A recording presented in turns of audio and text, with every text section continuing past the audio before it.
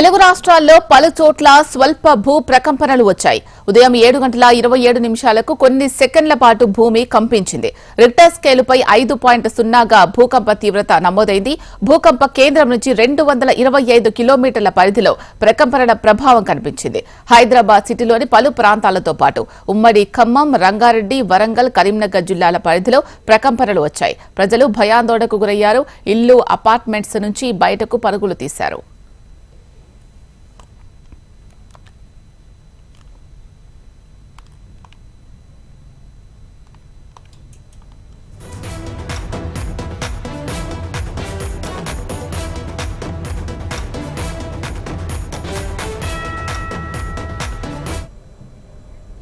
హైదరాబాద్ నగర పరిధిలోని వనస్థలీపురం, హయత్ నగర్, అబ్దుల్లాపూర్ మెట్ పరిసర ప్రాంతాల్లో భూమి కంపించింది. ఉమ్మడి వరంగల్ జిల్లా ములుగు, హన్మకొండ, భూపాలపల్లిలో భూమి కంపించింది. మేడారంలో భూకంప కేంద్రాన్ని గుర్తించారు.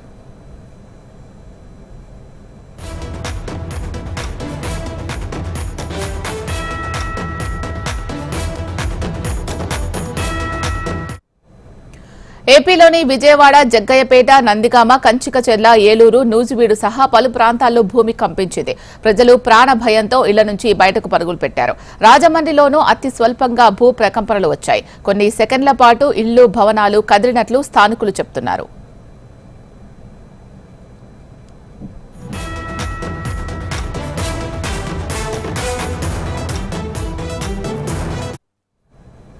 తూర్పుగోదావరి జిల్లా దేవరపల్లి, గోపాలపురం మండలాల్లో భూమి కంపించింది. రాజమండ్రి, తాడితోట, మోరంపూడి ప్రాంతాల్లో సెకండ్ల పాటు భూ ప్రకంపనలు వచ్చాయని స్థానికులు అంటున్నారు. అల్లూరు జిల్లా చింతూరు డివిజన్లో స్వల్పంగా ప్రకంపనలు వచ్చినట్లు తెలుస్తోంది. కూనవరం, విఆర్పురం, ఎటపాక మండలాల్లోని పలు గ్రామాల్లో సైతం స్వల్పంగా భూమి కంపించింది.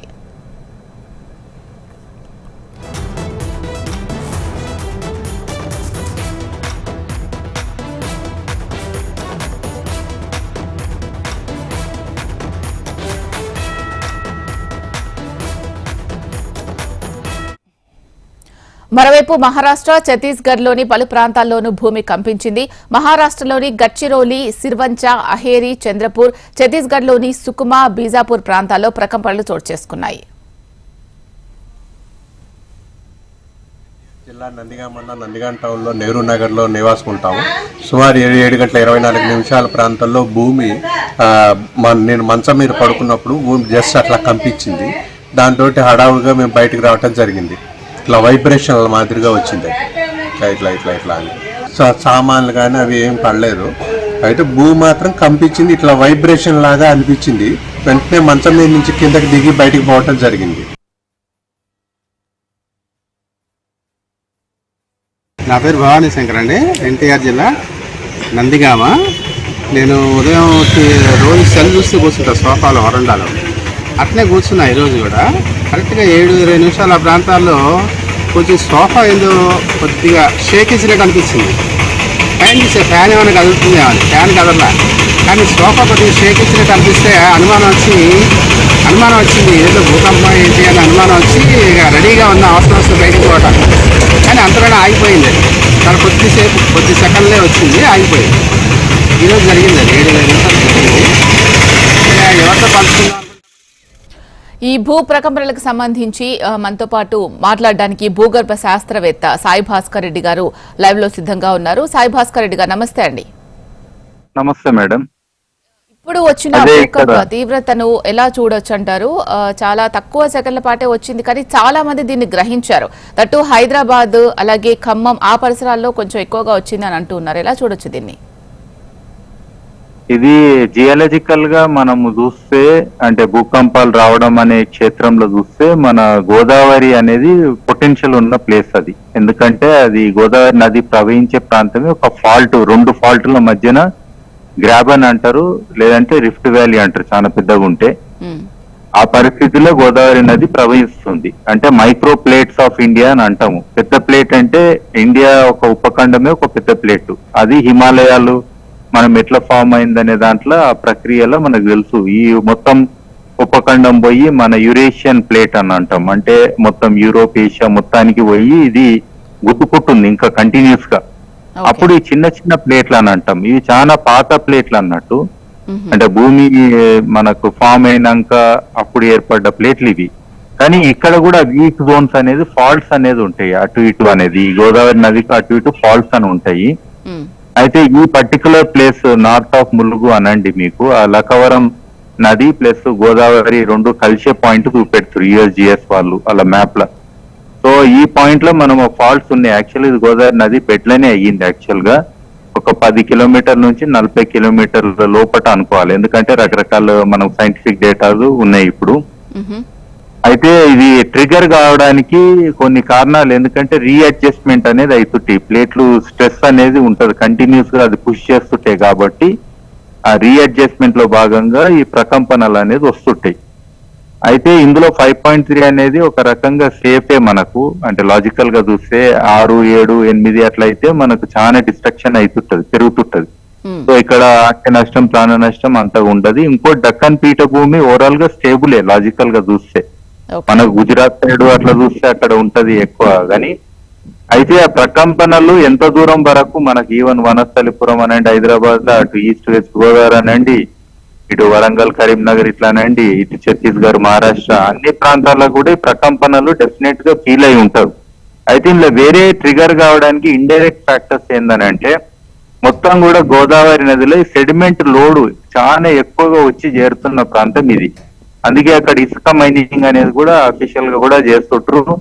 సో ఆ ఇసుక అనేది రెగ్యులర్ గా వచ్చి చేరుతుంటది. ఆ హెవీ బర్డన్ అయినప్పుడు కూడా ఈ ట్రిగర్స్ అయ్యే ఛాన్స్ కూడా ఒకటి ఉంటది. రెండోది ఏంటంటే ఐరన్ ఓర్ కానీ, ఇక్కడ డోలమైట్ కానీ, లేటరైట్ కానీ, గ్రానైట్ కానీ, రకరకాల మినరల్స్ అట్లనే నియర్ బై మన కోల్ మైన్స్ ఉంటాయి సింగరేణి అటు ఇటు. సో ఇవన్నీ కూడా ఒక వీక్ జోన్ లో ఉండే పరిస్థితిలో ఉన్నాయి అన్నట్టు.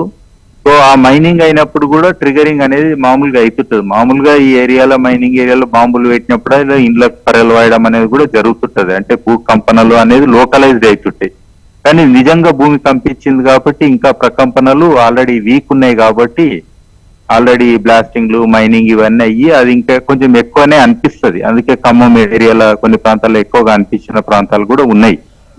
సో దీంట్లో మనకు అంటే హిస్టారిక్ గా చూస్తే అంతగా మనకు రావు, కానీ అప్పుడప్పుడు వచ్చే ప్రాంతం లాగా మనకి ఏరియా అన్నట్టు. ఈవెన్ కడెం దగ్గర కూడా ఒక యాక్టివ్ ఫాల్ట్ ఉన్నది. అదే మన కృష్ణా గోదావరి దగ్గర ఒకటి ప్యారలల్ రెండు కలిపి ఒక ఫాల్ట్ ఉన్నది. సో ఈ ఫాల్ట్స్ అనేది మనము జియోలాజికల్ గా ఆల్రెడీ మ్యాపింగ్ చేసిన ప్రాంతాలే. సో అవి ట్రిగర్ కావడం అనేది కూడా అయ్యింది ఇప్పుడు మనకు. అయితే మనకు చెప్పి రావి వరదలన్న కనీసం ఒక తెలుసు, వర్షాలు పడ్డాయి వరదలు వస్తాయని. భూకంపాలు అనేది ప్యూర్ నేచురల్ డిజాస్టర్ లో భాగమైతే అన్నట్టు. సో ఇది హజార్డ్ ప్రోన్ ఏరియాలో ఇవి ప్రాంతాలు అంత హజార్డ్ ప్రోన్ అయితే కావు మనకు టెక్నికల్ గా చూస్తే. అది ఓకే భాస్కర్ రెడ్డి గారు, ఇప్పటి వరకు మనకు చాలా సార్లు భూకంపం రావడం జరిగింది కదా, మనం చూసాం. అయితే అది సెకండ్ల వైజ్ తీవ్రత కొంచెం అటు ఇటుగా ఉండొచ్చు. అయితే ఇప్పుడు వచ్చిన తీవ్రతను బట్టి ఇవాళ మార్నింగ్ వచ్చింది ఫర్ సపోజ్. సో ఇది మళ్ళీ ఈ రోజు కానీ రేపు కానీ ఇలా వచ్చే అవకాశం ఉంటుందా? ఉంటాయి. జనరల్ గా ఆఫ్టర్ అనేది ట్రిగర్స్ అనేది ఉంటాయి. జనరల్ గా ఒక్క భూకంపం వచ్చి ఆగిపోదు అన్నట్టు వెంటనే.